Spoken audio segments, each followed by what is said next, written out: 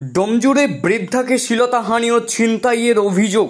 হাওড়া ডোমজুড়ের রাতের অন্ধকারে সলপ রেল ব্রিজের নিচে এক বৃদ্ধার গলায় ছুরি ধরে ছিনতাই ও শ্লীলতাহানির অভিযোগ। 3 থেকে 4 জন দুষ্কৃতীর বিরুদ্ধে। বাঁচার জন্য বৃদ্ধা চিৎকার করলে বৃদ্ধাকে মারধরের অভিযোগ ওঠে ওই দুষ্কৃতীদের বিরুদ্ধে। বৃদ্ধা গুরুতর আহত অবস্থায় হাওড়া হাসপাতালে ভর্তি। গোটা ঘটনার তদন্তে ডোমজুড় থানার পুলিশ।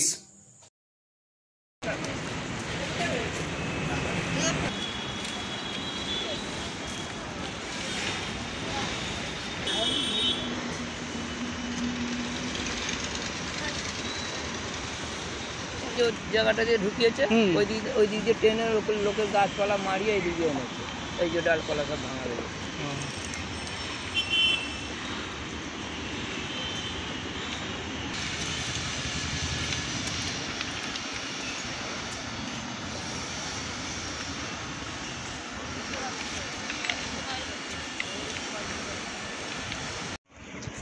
আমার পেছনে অনেক হয়ে গেল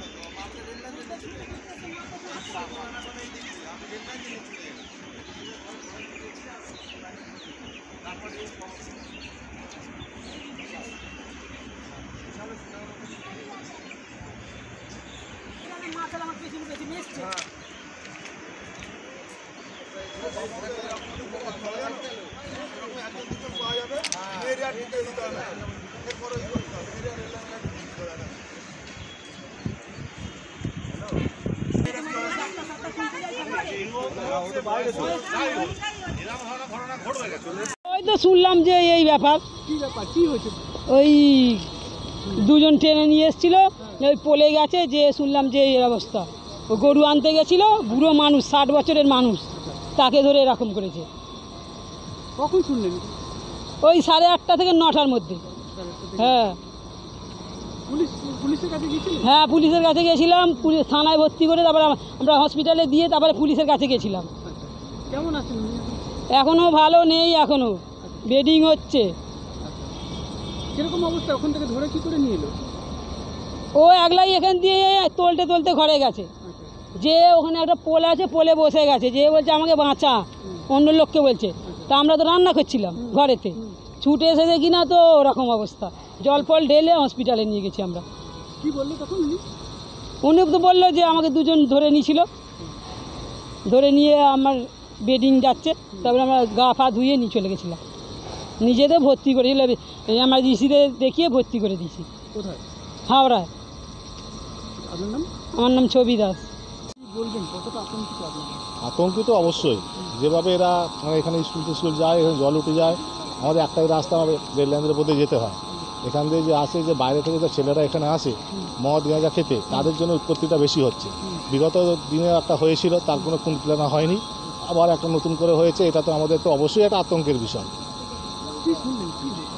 আমি তো পাড়াতে শুনলাম যে এরকম ব্যাপার হতে আমি সঙ্গে সঙ্গে ছুটে চলে আসি। এদের সঙ্গে একটা ধর্ষণ হয়েছে, তার জন্য আমরা ছুটে চলে আসি। এদের সঙ্গে তো আমাদের ওতপ্রোতভাবে জড়িত, আমি স্কুলের টিচারই করি, এদের সঙ্গে জানাশোনা আছে, যার জন্য শুনি আমি এদের কাছে চলে। সবসময় দায় বিপদের পাশেই আমরা সবাই থাকি, মানে পার্টির থেকে তৃণমূল পার্টি আমাদের যারা আসে সবাই এদের সঙ্গে আমরা জড়িত থাকি এদের সঙ্গে। তো শুনে আমি সঙ্গে সঙ্গে চলে আসছি। এখন যে অবস্থা ওনার কাছে শুনলাম, ওনার অবস্থা আগের থেকে একটু মানে ভালোর দিকে, আর একটু ভালো। সেটা তো আমি সত্য কথাটা সেটা পরীক্ষা নিয়ে না করে তো সেটা তো বলা সম্ভব। এটা একটা এর ব্যাপারে মানে মেডিকেলের ব্যাপার, চেক আপের ব্যাপার আছে। তখন তো আমি ছিলাম না, অন্য বাড়ির লোক বা যারা সেই সময় যারা ছিল তারাই একমাত্র বলতে পারে। সেই স্পটে তো আমরা ছিলাম না। আমরা স্কুল থেকে যাওয়ার পরে যখন 10টা 11টার সময় শুনলাম, তারপরেই আমরা সঙ্গে সঙ্গে আমরা সবাই চলে এসেছি এখানে। আমার নাম নিখিলেশ খাঁ।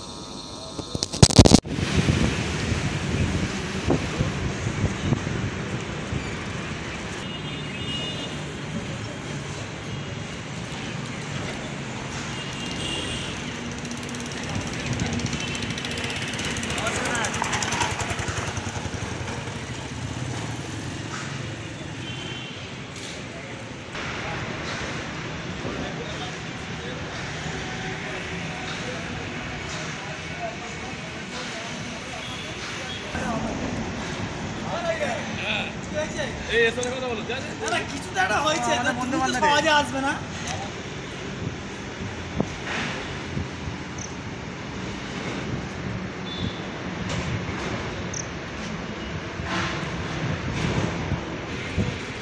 আবার আবার আবার ঢোকে না।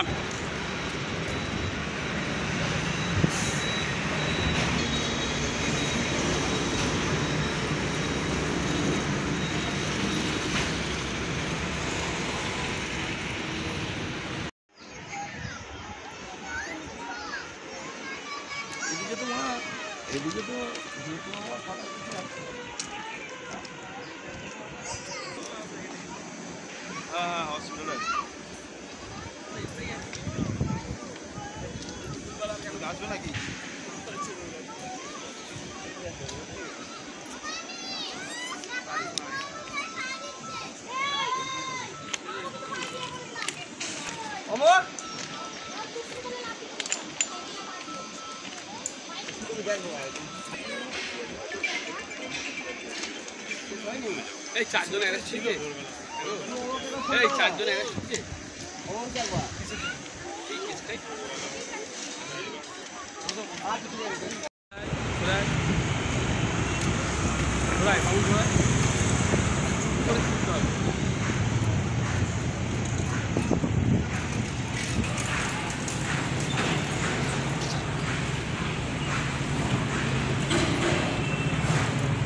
ছবি আবার হয়ে গেছে।